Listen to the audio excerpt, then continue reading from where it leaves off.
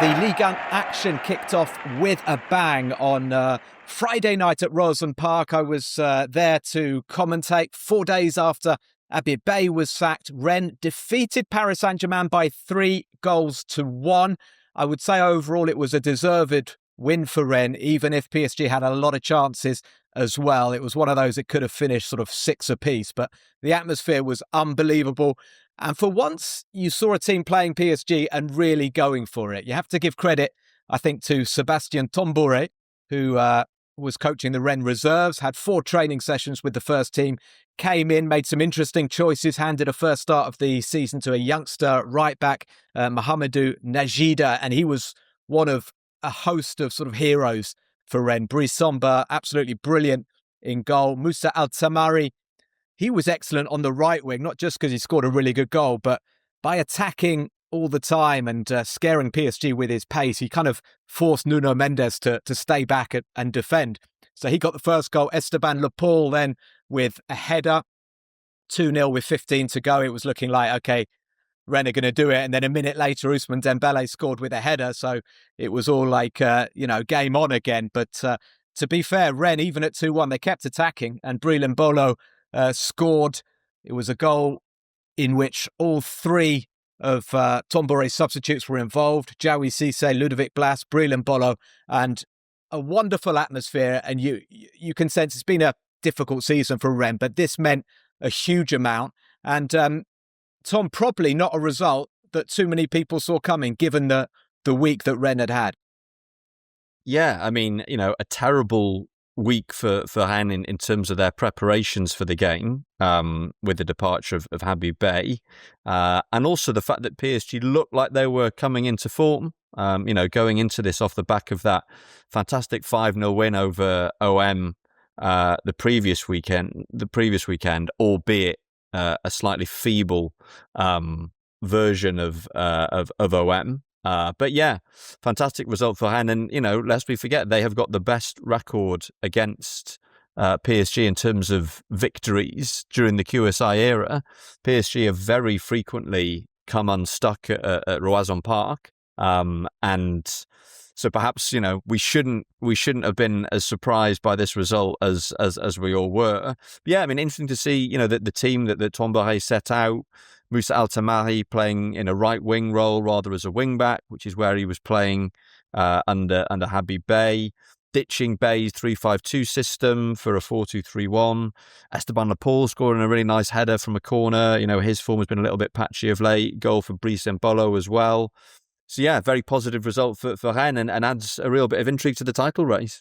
Maybe a bit of frustration at PSG that they might not be able to get to the same levels they were at in the second half of last season. And we touched on this in previous podcasts about how that could have been a one-off and that PSG might just simply not be able to play at those levels again. They'd actually won their previous 7 league games before this one. It's only their 3rd defeat of the campaign. It's not a disaster. And I think the Marseille result probably needs to be put into some context. Marseille were dreadful. Club in crisis, as we know. Maybe PSG in normal circumstances wouldn't have won that game 5-0. Maybe they weren't so brilliant against Marseille, and perhaps there's no need to say they're so bad after losing to Rennes. I mean, obviously they've got one eye on the Champions League coming back with the Monaco tie and the prospect of winning through to last 16, which will be against either Barcelona or Chelsea, and that's going to be in one corner of their minds. Yeah, definitely. But I do think PSG look really vulnerable, and I think Rennes, by attacking them like that, will give other teams maybe a few ideas as well. You mentioned Marseille being terrible at the Parc des Princes. They needed to try to give their fans something to celebrate. It's been a difficult period for them. They were at home to Strasbourg. Tom, how did this one go? I mean, Groundhog Day. The kind of archetypal OM home performance in that they get a couple of goals, they look like they're home and dry, and then they end up being pegged back at the end of the game.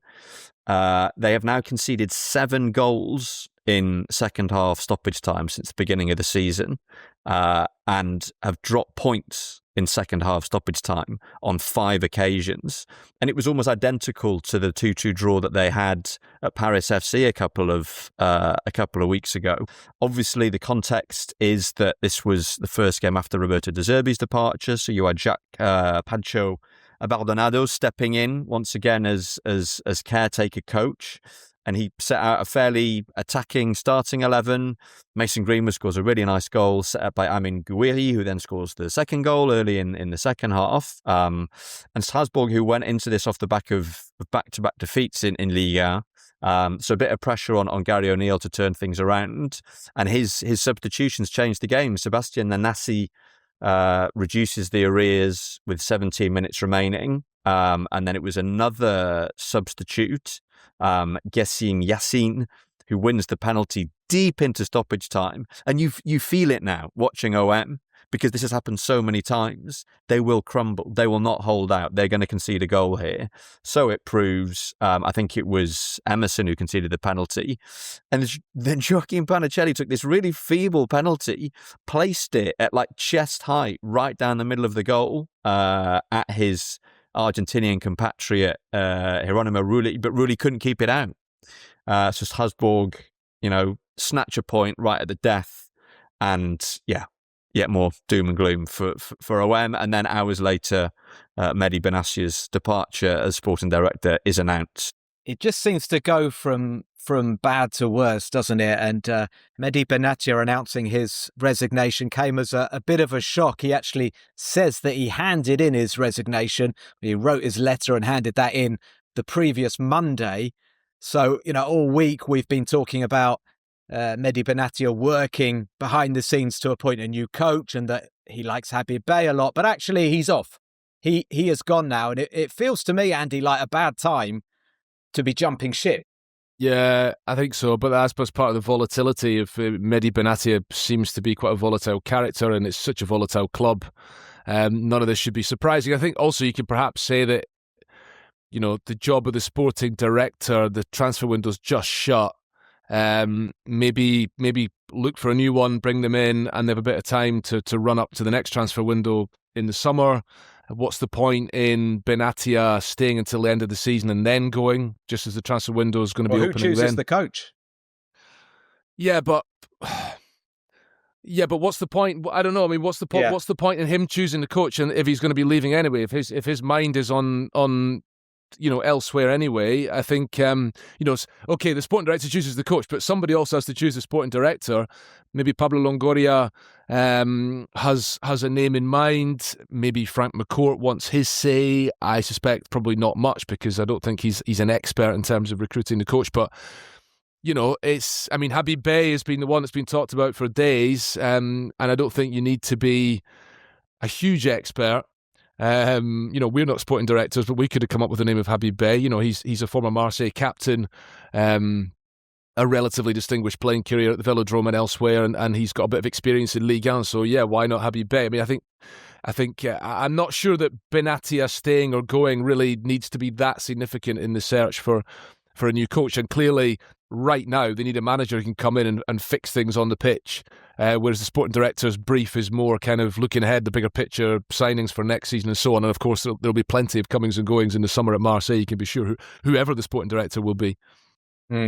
Yeah, unless there is a dramatic change in sporting policy. I think people are looking at it now going, it's just not going to work like this, bringing in 10, 15 new players every summer, a new coach, a new sporting director.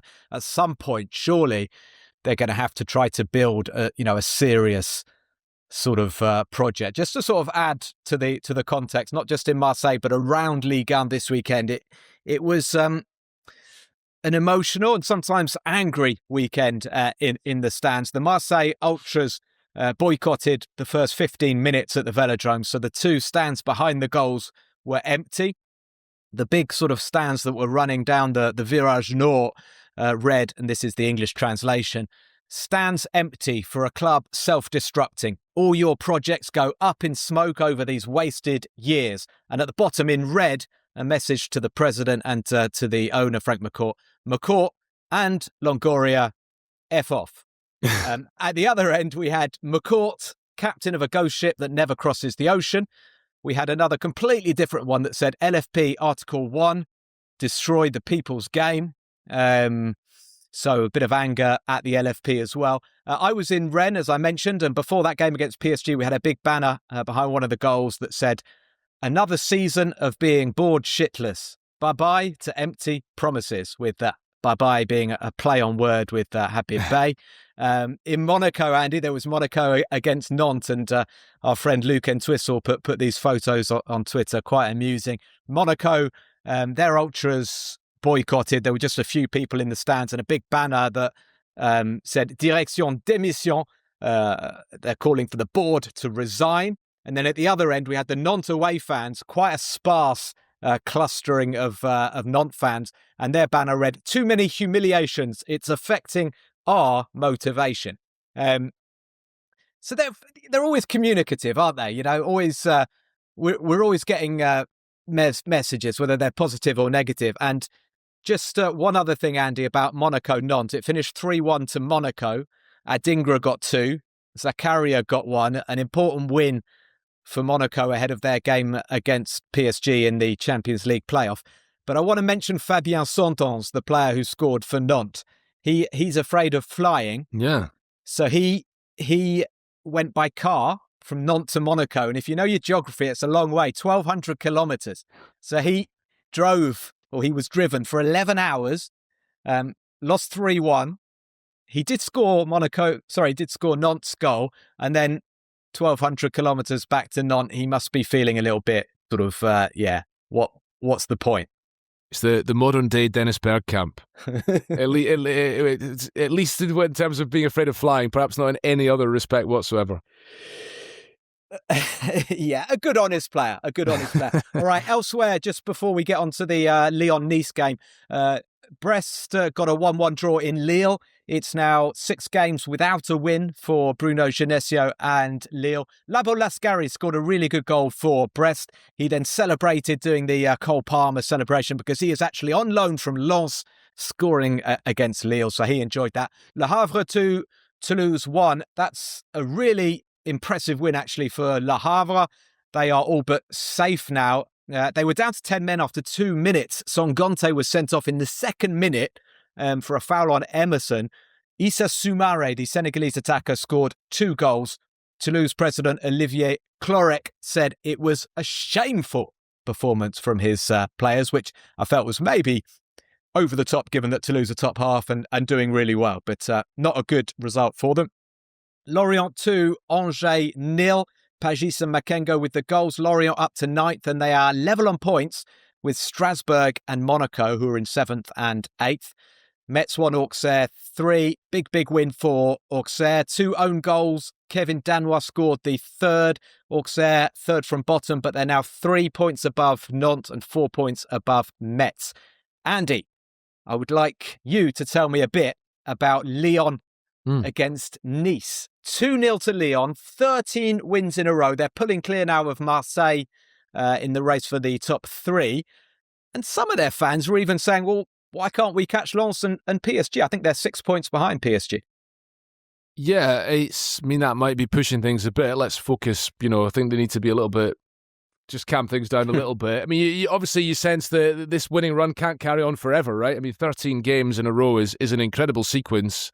The league form is sensational. The way in which they've got this momentum is remarkable. Playing every 3 days through the winter, winning every single game. And they played last night without Endrick. So much talk about him, but he was sent off last weekend against Nantes, so he was suspended. And the goals are scored by Tolisso and also Noah Narte, who's come in from Brøndby in the winter window and scored a couple of big goals already. I thought he took his goal beautifully last night. Really calm and composed finish. They're just motoring along really superbly, but the next 2 games for them are massive. I'm going to be in Strasbourg on Sunday for Strasbourg against Lyon, which is a really exciting game, I have to say. And then they have to play Marseille the following weekend. 2-way games. I would be maybe astonished is pushing things a bit far, but I'd be surprised if this winning run was still going after these 2-way games. I know Marseille have their problems. Strasbourg are not quite at the level they want to be at, but those are 2 really tough matches. Again, forget the title race, really, because if they get into the Champions League, having not been in the Champions League since 2020, with all their financial issues, that's huge for them. Yeah, a club that was on the brink of bankruptcy, condemned to the 2nd division. They managed to get that overturned on appeal, but it is quite remarkable. I don't know if you saw those pictures of Paulo Fonseca going across to the supporters at the end of the game.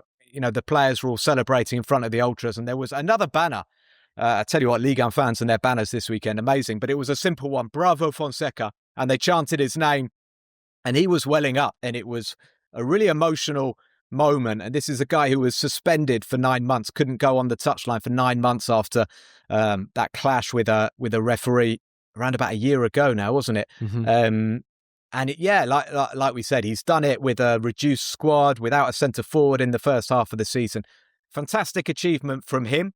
And yeah, there are some amazing stories in Ligue 1 at the moment, and it's a lot of pleasure doing this podcast every Monday. So I hope that, Andy, you've enjoyed it. A smile on your face, Andy. Wow, on a Monday morning. I don't think I've seen that in many a year. So it just goes to show that life is good in Ligue 1. Hopefully everybody listening is enjoying it as well. We'll be back again next week with another edition. Please do take a moment.